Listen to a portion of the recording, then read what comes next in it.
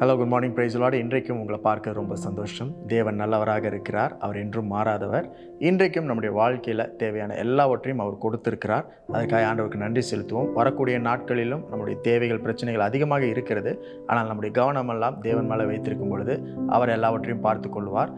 பாரத்தை நீங்கள் எடுத்துக்கொள்ளாதீங்க. பாரத்தெல்லாம் ஆண்டவர் மேலே வச்சிருங்க. அவர் உங்களை ஆதரிப்பார். அவர் உங்களை வழிநடத்தி செல்வார். மத்தேயு 27 அதிகாரம் 51, 52 வசனங்கள் எப்படி படிக்கிறோம்?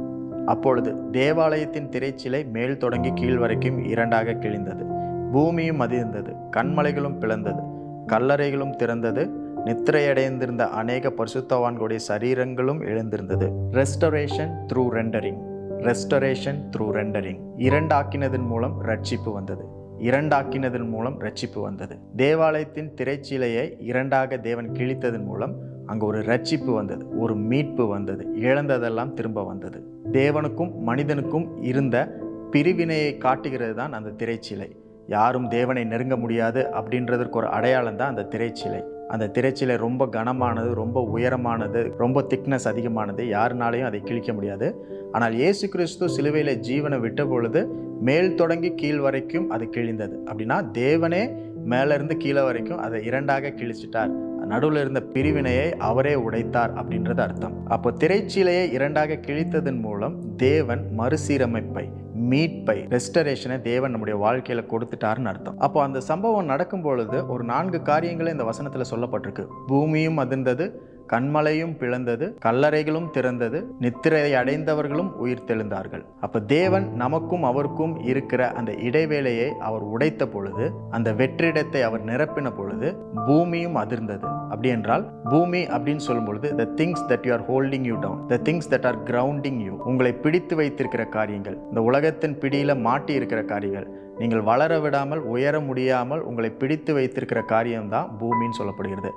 அந்த காரியத்திலிருந்து தேவன் விடுதலை கொடுத்தார். பூமியும் அதிர்ந்தது, கன்மலையும் பிளந்தது. கன்மலை அப்படின்னு சொல்லும் பொழுது உங்களுக்கு முன்பதாக இருக்கிற ஆப்ஸ்டக்கிள்ஸ், தடைகள், அந்த தடைகள் வழியாக உங்களால் போக முடியாது அப்படின்னு இருந்த ஒரு நிலையை தேவன் பிளந்து வழிகள் இல்லாத இடத்துல வழிகளை உருவாக்கினார். இதெல்லாம் நடந்தது எப்பொழுதுனா திரைச்சீலையை ஆண்டவர் கிழித்த பொழுது, சிலுவையில தன்னுடைய ஜீவனை கொடுத்த பொழுது. அடுத்த காரியம் கல்லறையும் திறந்தது அப்படின்னு சொல்லப்பட்டிருக்கு.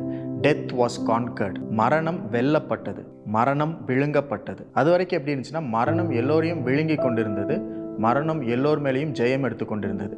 முதல் தடவை இயேசு மரித்த பொழுது, ஜீவனை கொடுத்த பொழுது மரணத்தை அவர் விழுங்கினார், மரணத்தை அவர் வெற்றி சிறந்தார். அப்படின்னா என்னன்னா, இழந்த அந்த வாழ்க்கை ஜீவனை தேவன் மீண்டுமாக மீட்டு மனுக்குலத்திற்கு கொடுத்தார். ஆதாம் ஏவலை படைக்கும் பொழுது எந்த விதமான ஒரு ஜீவன் வாழ்க்கையில படைத்தாரோ அந்த நிலைமைக்கு ஆண்டவர் நம்மளை மீண்டுமாக ரெஸ்டோர் பண்ணிட்டார் திரைச்சீலை கிழித்ததன் வழியாக. கடைசியாக நித்திரை அடைந்திருந்த பரிசுத்தவான்களுடைய சரீரம் எழுந்தது. Resurrection happened. உயிர்த்தெழுதல் ஏற்பட்டது. இயேசு கிறிஸ்து இப்பதான் ஜீவனவே கொடுத்திருக்கிறாரு. இன்னும் 3 நாள் கழிச்சு தான் இவர் உயிர்த்தெழ போகிறாரு. ஆனால் அதற்கு முன்பதாகவே எந்த பரிசுத்தவான்கள்லாம் மரித்திருந்தார்களோ அவர்களுடைய சரீரம் எழும்பினது, சரீரம் உயிரடைந்தது. அப்படின்னா பிசிக்கலா என்னென்ன காரியங்களை இழந்தார்களோ, நீங்க இழந்திருக்கிறீங்களோ எல்லாவற்றையும் உயிர் பெற்று ரிசரெக்ட் பண்ணி உயிர்த்தெழ செய்தது தேவனுடைய அந்த மரணம். இப்படி இன்றைக்கு இந்த வார்த்தைகள் மூலமாக ஆண்டவர் உங்களுக்கு அதைத்தான் சொல்லுகிறார். இதுவரைக்கும் இந்த பூமியோட உங்களை இணைத்து வைத்திருந்த காரியங்கள், உங்களை பிடித்து வைத்திருந்த காரியங்கள், உயர எழும்ப முடியாமல் வைத்திருந்த காரியங்கள் எல்லாவற்றையும் தேவன் உடைத்து விட்டார். உங்களுக்கு முன்பதாக இருந்த தடை போன்ற பெரிய கண்மலை போன்ற இந்த காரியங்கள், வழிகள் இல்லாத காரியங்களில் தேவன் வழிகளை உருவாக்கி இருக்கிறார். இழந்து போன ஜீவனை மீண்டுமாக மீட்டு ஆண்டவர் உங்களுக்கு கொடுத்திருக்கிறார். நித்திய ஜீவனை கொடுத்திருக்கிறார். இதுவரைக்கும் மரணத்திற்கு ஏதுவான காரியங்கள் நம்முடைய வாழ்க்கையில் நிறைய காரியங்களை சாப்பிட்டு அரித்து விழுங்கி கொண்டிருந்தது. ஆனால் அதிலிருந்தும் தேவன் நம்மை விடுவித்திருக்கிறார். கடைசியாக உங்கள் ஃபிசிக்கல் திங்ஸ், உங்களுடைய சரீர பிரகாரமாக மரித்திருந்த காரியங்கள் எழும்பினது because of rendering of the வெயில்.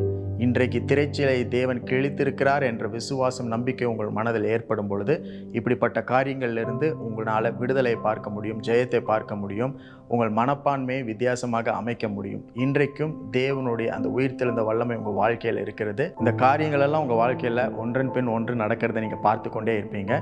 இன்றைக்கும் ஒரு உயிர்த்தெழுந்த நாள், இன்றைக்கும் ஒரு ஜீவனுள்ள நாள், இன்றைக்கும் நம்முடைய வாழ்க்கையில் இருந்த எல்லா திரைச்சிலையும் தேவன் கிழித்த நாள் என்பதை நீங்கள் மறந்துவிட வேண்டாம். Restoration through rendering is what Jesus has done in your life. God bless you all.